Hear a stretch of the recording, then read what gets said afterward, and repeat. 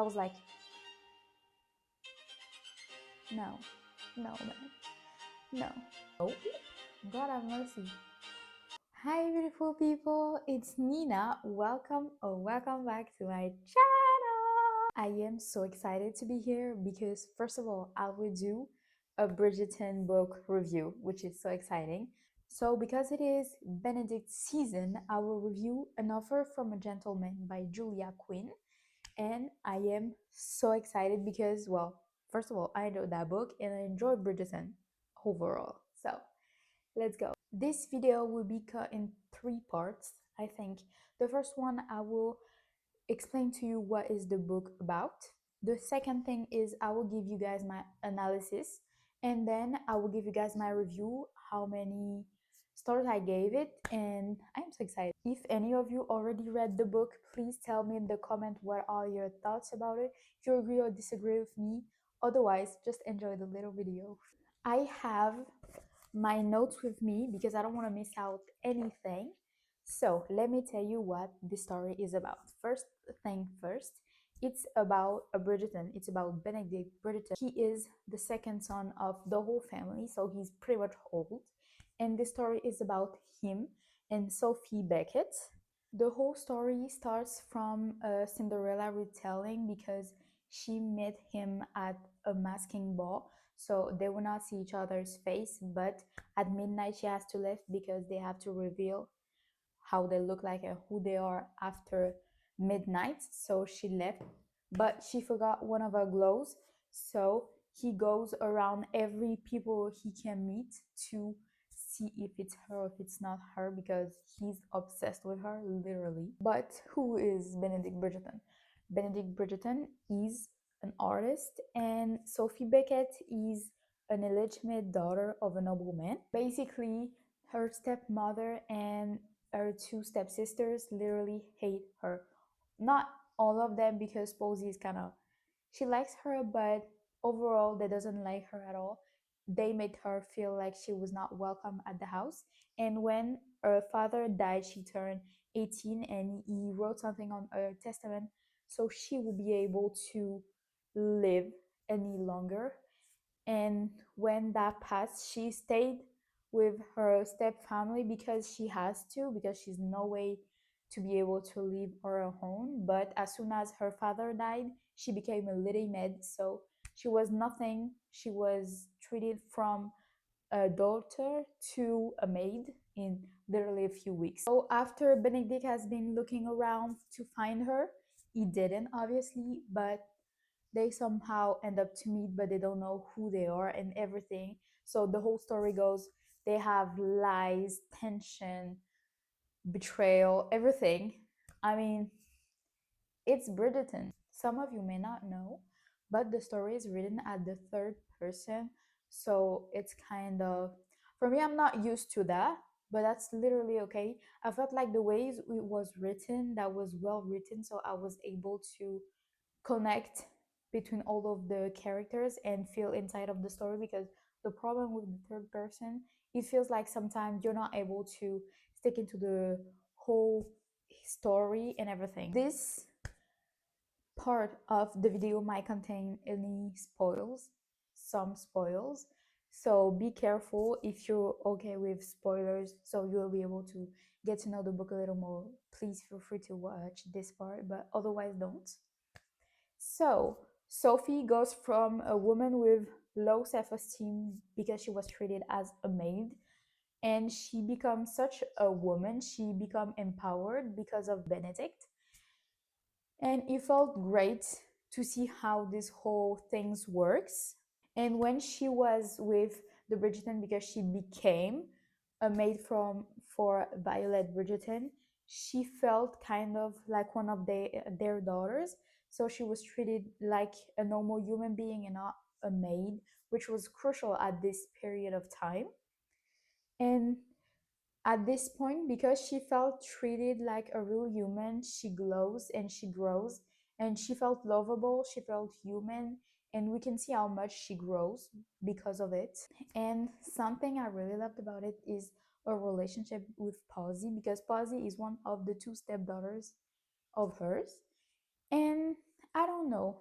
The thing with Posey is that she was really silent about everything that goes for Sophie, but at the end, she stood up for her, which was really admirable. So I felt like this character has grown to me. So I was really happy with that because, well, Rosamund didn't grow at all. Benedict, I mean, he's the whole package. He's smart, but he doesn't show it enough for me. He loves hard, is really educated, and at the same time, he is such a lady man. Although he might be every kind of people man, but that's not something that upset me at all. The thing that upset me when he literally asked her to be her mistress. I was like, no, no, man, no. I was really mad at him. I was like, gosh, she's been growing, growing, growing. You're here and you're telling her that she feels like nothing because she was an illegitimate child. She was a child from an adultery. So please, Benedict, don't say anything. I was so mad at him. I was literally so mad at him. I was like, no, can you grow a little? So I am, as you may see, I am a little bit confused with Benedict. But at the end of the book, he literally grows. Thank God he does. But he grows and he becomes a better person and he stand up for Sophie, and that is pretty much enjoyable. That's the bare minimum, but that's enjoyable still because the way it was written, that was good. They had some kind of secrets. I was kind of shocked. I was surprised. I thought I knew the whole plot, but when I got to the end, I was like, "Ooh, okay, I might have misjudged the whole thing." I was disappointed in Benedict because he literally reduced her to her status. He reduced her to a past. He put a title on her that was something she would never in the world agree to. So I was mad at him for that. I gave this whole story 3 stars over 5 because let me tell you why. Because this is my real honest review. I know I'm kind of books grow on me really easily, so I gave good grades really easily. But if it's a book I don't stick to it, I'm not reading it at all. So that literally is the bare minimum because if I don't put at least two, I'm not reading the book. I think the whole Cinderella story was well made as because it is Cinderella story, it is hard to do such an original recreation of it, and she did well with that because I was not bored. But the thing was, it was a little bit cliche. I am a sucker for cliche, but that was too much cliche, I guess. I don't know why. I felt like because that was the Cinderella retelling story and their home love story, and that was too much. But that was too. I loved it. I no, I liked it, but I did not love it. I don't know if he grows on you or you understand what I mean. Something I loved, something I was like, was Sophie and Posey relationship because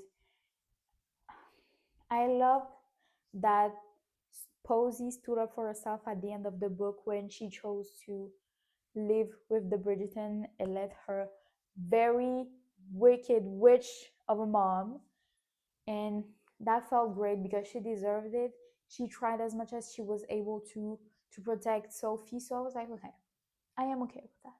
Something we saw, which I didn't saw at the beginning of the whole series on Netflix, was that we saw another side of Lady Bridgerton. She was the mother who tried as much as she could to try to marry her children. And when she tried to understand Sophie, I don't know, the way she tried to treat Sophie and Posey in such a healthy way, it felt really good. And I was really happy with that because I was not used to that type of action coming from Lady Bridgerton. The reason why I don't give much stars to this book is because it was a bit boring because the beginning was really good because that was the Cinderella story. The middle part of it, it took me like 3 or 4 days to read it. And the end, it was like interesting. I was bored and then I became interested. I was kind of mad about this because I think the author could have treated or developed the whole universe a little bit differently, but that was not. I was kind of sad that the interesting parts came at the end because everything about that book should be interesting because I was kind of bored.